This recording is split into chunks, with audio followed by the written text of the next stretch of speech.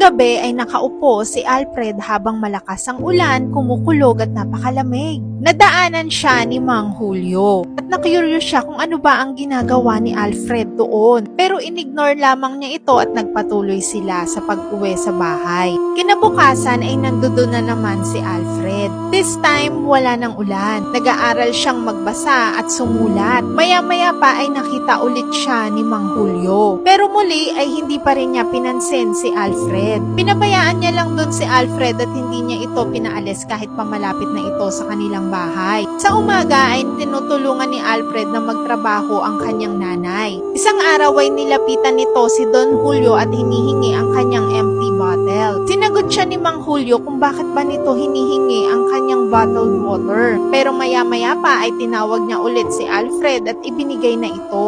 Tuwang-tuwa si Alfred na nagpasalamat kay Mang Julio at sinabi niya na malaking tulong ito para sa kanyang pag-aaral. At sinabi niya na kaya siya nagsusumikap dahil gusto niyang maging katulad ni Mang Julio na maging mayaman din someday. Kinagabihan ay nakita na naman niya si Alfred na nandoon sa gilid. Pero this time ay nilapitan niya na ito. Tinanong niya kung anong ginagawa at sinabi naman ni Alfred na nag-aaral daw siya. Diyan daw sa spot na yan ay magandang mag-aral dahil daw maliwanag at nakikita niya daw ang kanyang binabasa at sinusulat.